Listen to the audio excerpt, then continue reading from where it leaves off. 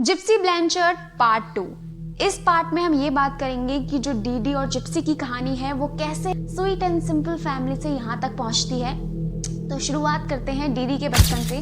DD जो पैदा हुई थी तो उसका नाम था क्लॉडीन पीट्री और ये 6 भाई बहन थे, 3 बहनें और 3 भाई, और ये सबसे छोटी थी।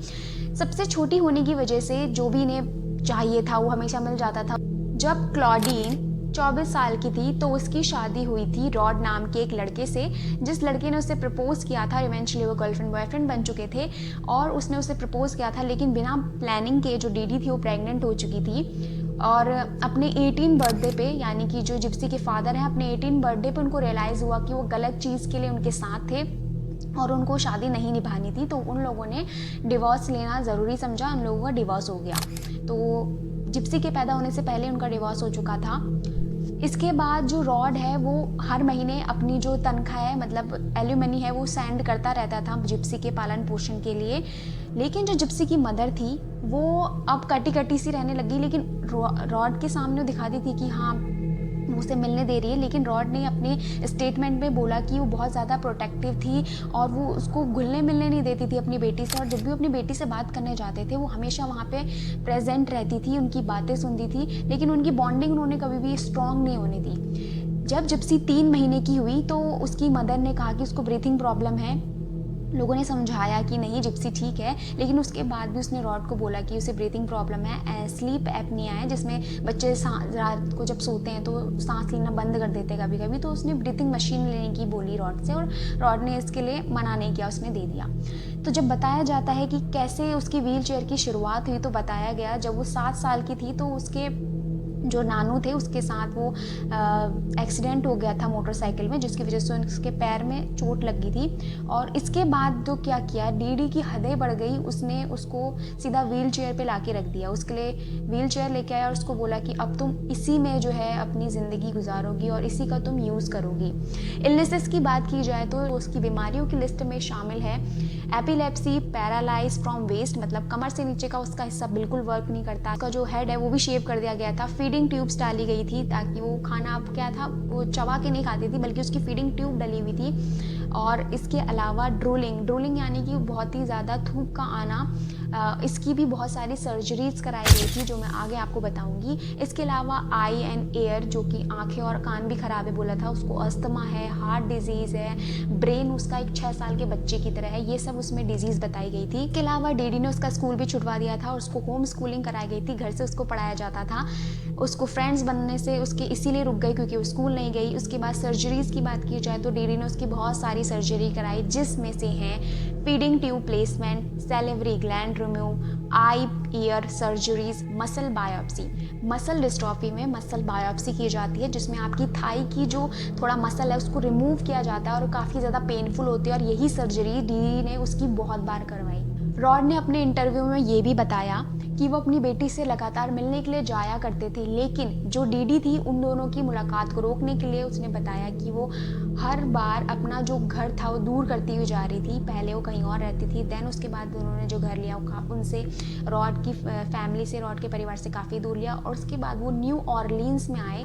जिप्सी और उसकी मदर फाइनली एक जगह पे टिके हुए थे जिसका नाम था न्यू ऑरलीन्स। 2005 में वहाँ पे क्या हुआ कि एक तूफान आया, कटरीना हरिकेन आया, जिसकी वजह से वो लोग फिर से बेघर हो चुके थे। उनकी जो जहाँ वो रहते थे वो जगह तबाह हो चुकी थी। हैबिटेट फॉर ह्यूमैनिटी की तरफ से 2008 में उनको एक घर मिलता है जो कि जिप्सी के अकॉर्डिंग उसको डिज़ाइन किया गया था।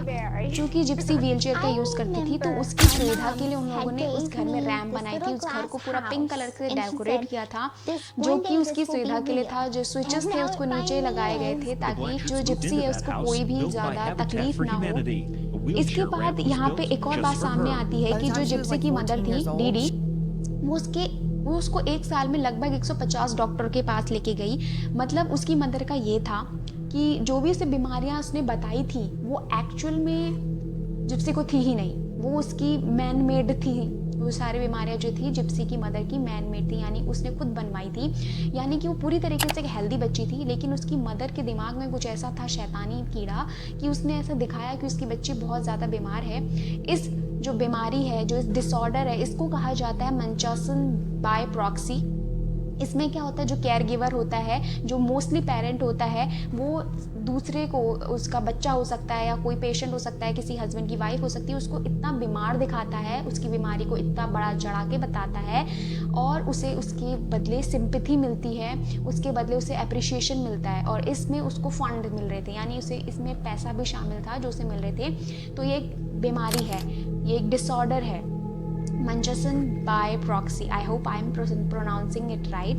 तो इसे मंचसन बाय प्रॉक्सी कहा जाता है। इससे उसकी माँ जो थी ग्रसित थी, लेकिन उसे इसके बारे में बिल्कुल नहीं पता था, इसीलिए वो डॉक्टर पे डॉक्टर बदले जाती थी। जो भी डॉक्टर उसकी बात नहीं मानता था, कि बोलता था कि आपकी बेटी ठीक है, तो वो उस डॉक्टर के पास जाना बंद कर देती थी और दूसरे डॉक्टर को ढूंढती थी। चूँकि 2005 में तूफान आया था जिसकी वजह से भारी तबाही हुई थी, तो बोल देती थी कि अगर कोई डॉक्टर मांगता था कि अगर आपकी बेटी बीमार है तो उसकी रिपोर्ट्स लेके आइए, तो बोल देती थी कि वो जो तूफान आया था उसमें वो रिपोर्ट्स बह गई हैं, वो उनके पास नहीं है। इसके बाद साल आता है 2007 का, जिसपे वो एक न्यूरोलॉजिस्ट के पास जाती हैं, न्यूरोलॉजिस्ट डॉक्टर के पास जाती हैं, जिनका नाम था बर्नार्डो क्लेस्टरस्टीन। तो जब उन्होंने जिप्सी का ट्रीटमेंट किया, किस चीज़ का ट्रीटमेंट किया, muscular dystrophy, epilepsy, cerebral palsy, seizures disorder, जब उसको इन सब चीज़ों का उसने परीक्षण किया उस पर, तो पता चला कि उसको कोई एविडेंस नहीं मिले उस डॉक्टर को। तो उसने जिप्सी को अपने हाथ पकड़ के खड़े करने की कोशिश की, जिसमें जिप्सी खड़ी भी हो गई। इससे उसको रेड फ्लैग दिखा उस डॉक्टर को और उसको लगा कि जो इसकी माँ है शायद मंचसन बाय प्रॉक्सी से डिसऑर्डर से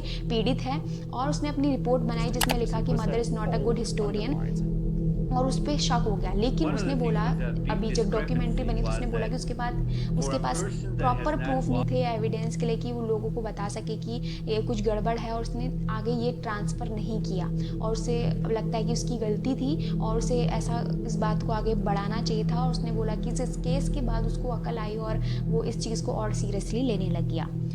तो जहाँ पे था कि जिप्सी बच सकती थी इन सब चीज़ों से, लेकिन डॉक्टर्स ने भी उसकी हेल्प नहीं की। क्यों नहीं की, इसकी बहुत सारी वजह थी। सबसे पहला ये कि बहुत अच्छी मैनिपुलेटिव थी उसकी मदर।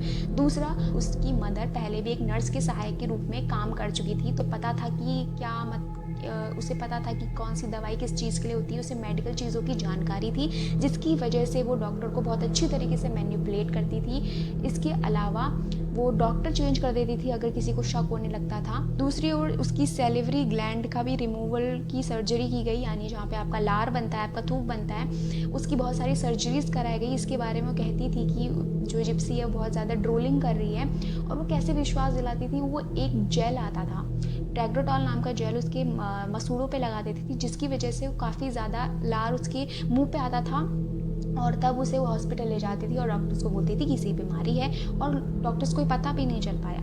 मतलब इतना माइंड गेम खेलती थी। सबसे और स्ट्रॉन्ग पॉइंट उसके लिए ये हो गया था कि उसे मेडिकल चीज़ों की जानकारी ऑलरेडी थी, क्योंकि वो पहले भी एक नर्स के साथ काम कर चुकी थी। जो उसका पति है रॉड, उससे पूछता है कि इतनी सारी दवाइयों और उसके प्रोसीजर्स को देख के उससे पूछता है कि सच में जो उसकी बेटी है कभी चल नहीं पाएगी, या फिर क्योंकि उसकी बहन ने, डीडी की बहन, एक बार रॉड को बोला था कि उसने उसे चलते हुए देखा है, तो रॉड के दिमाग में शक आया। उसने उससे पूछा तो वो बताती है कि वो कभी कभी चल लेती है, लेकिन उसने बताया, डॉक्टरों ने उसे ऐसा बताया है कि वो अभी बहुत ज़्यादा कमज़ोर है मसल्स के तौर पे, उसकी विकसित नहीं हो पा रही है, उसके डिसऑर्डर है, उस बीमारियाँ हैं, और टीन एज के बाद वो शायद मर भी सकती है, और वो कभी ठीक नहीं हो सकती, और उसे व्हीलचेयर का यूज़ करना ही पड़ेगा। और इसके अलावा जो जिप्सी की मदर थी, उसने उसे अपने पिता के खिलाफ भी भड़काया था कि उसके पापा उससे प्यार नहीं करते हैं, वो अपनी नई फैमिली के साथ बहुत खुश हैं। और उसकी मदर ने उसे ये भी नहीं बताया कि जो मंथली उनको पैसे मिलते हैं वो उसके फादर से भेजते हैं। जो जिप्सी थी उसके मन में उसी के फादर के प्रति जहर घोल दिया गया था उसकी माँ के द्वारा, और जिप्सी को ये बाद में पता चला, इस केस के दौरान पता चला कि जो पैसे आते थे उसके फादर ही भेजते थे। जिप्सी की मदर जिप्सी की रियल एज भी उससे छुपाती थी। जिप्सी 1991 में पैदा हुई थी और जिप्सी को उसकी एज बताई गई थी कि वो 1995 में पैदा हुई है। वो उसकी उम्र को कम दिखा के और ज़्यादा फंड्स लेना चाहती थी और उसको और बीमार और छोटा साबित करना चाहती थी कि वो अभी उम्र में काफ़ी ज़्यादा छोटी है। इसके अलावा उन्होंने पावर ऑफ अटॉर्नी बनाई थी लॉयर से कह के। इसके अकॉर्डिंग जो भी उसके मेडिकल डिसीजन है वो जिप्सी की मदर डीडी ब्लैंचेट के अलावा कोई नहीं ले सकता था, यहाँ तक कि जिप्सी भी नहीं ले सकती थी। इसीलिए जिप्सी ने ये भी बोला कि वो पुलिस के पास जाने में डरती थी, किसी और को बताने में डर लगता था, क्योंकि उसकी मदर के पास पावर ऑफ अटॉर्नी थी, जिसकी वजह से पुलिस भी उस पर बिलीव नहीं करती और उसकी मदर के झूठ को ही सच मान लेती। जिप्सी को भी नहीं पता था कि उन सब बीमारियों से पीड़ित है भी कि नहीं। जिप्सी ने डॉक्टर्स के साथ तो एक खेल खेला, लोगों के साथ एक खेल खेला, लेकिन उसकी अपनी बेटी को भी नहीं पता था कि उसे ये सब बीमारियां नहीं है। उसे लगता था जो उसकी मदर उसको बोल रही है वही सब कुछ ठीक है। जिप्सी थी, उसकी मदर ने उसको ये तक बोला था कि वो घर में भी नहीं चल सकती है, यानी कि वो चल तो सकती थी, बाहर लोगों के सामने उसको ड्रामा करना ही था, लेकिन जब वो घर में खड़े होके कोई चीज़ पकड़ने के लिए उठती थी तो उसकी मदर से उस पर भी टोकती थी और बोलती मैं घर में भी नहीं चलना है, व्हील चेयर का ही यूज़ तुम्हें करना है। फीडिंग ट्यूब डाली गई थी, उसे खाना तक मना था, फीडिंग ट्यूब के द्वारा उसे खाना खिलाया जाता था और ये उसके लिए काफ़ी ज़्यादा पेनफुल था। इसकी वजह से जो प्रोसीजर उसको दिए जा रहे थे उसकी वजह से उसके दांत भी गिरने लग गए थे। 2009 में क्या हुआ कि किसी ने जिप्सी की खबर पुलिस को दी कि एक बार आप वेलनेस चेक कर लीजिए कि जिप्सी के साथ ऐसा हो रहा है कि उसकी मदर जो है उसकी इलनेस उसका बहाना बना रही है। ऐसा किसी ने उड़ती हुई खबर पुलिस को दे दी तो पुलिस चेकिंग के लिए वहाँ गई, उसके घर में गई, लेकिन यहाँ पे ये हुआ कि जिप्सी की मदर इसके लिए भी तैयार थी और उन्होंने उसको बहुत सारे कागजात दिखाए जिसमें उसके नाम चेंज किए थे। तो उसने ये इल्ज़ाम लगाया कि उसका जो एक पहला पति यानी रॉड था वो काफ़ी ज़्यादा अब्यूसिव था और उससे बचने के लिए वो झूठे नाम और स्पेलिंग्स की मिस्टेक्स की थी उसने। और पुलिस ने ये कोताही कर दी वहाँ पे कि उसने ये ज़रूरी नहीं समझा कि वो उसके पति यानी रॉड के पास जाके इसका कंफर्मेशन ले ले, और जो एक उम्मीद की किरण थी कि जिप्सी बच सकती थी, वहाँ पे भी सिस्टम ने उसको धोखा दे दिया।